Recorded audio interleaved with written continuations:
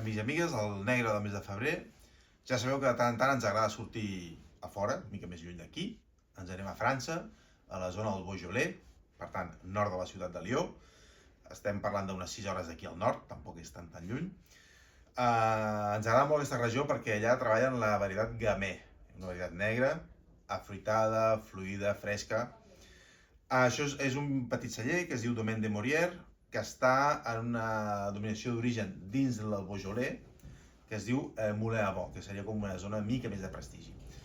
Aquí tenim fluidesa, frescor, vivacitat, són vins que no passen o no tenen sabor de bota, té una mica de criança en bota però és molt secundària, i aquesta fruitositat, aquesta mobilitat acompanyada per petites notes una mica espaciades, una mica més exigents, que simplement li aporta una mica de sequedat, brio, i que fa que no només sigui un vi de copeo, sinó un vi per menjar, però àgil.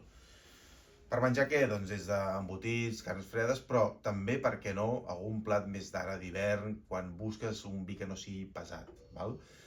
Perquè és fi, però té un cert caràcter, val?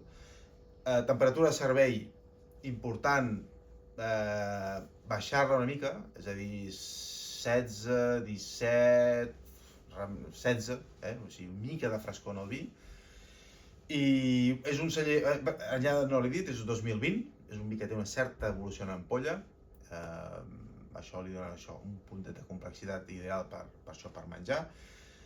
És un celler que treballa sense sulfits, biodinàmic, mínima intervenció en general, val? Perfils que ens agraden i estem portant coses i hem pensat que pel club seria ideal. Res, això, us agradi, ja em dieu.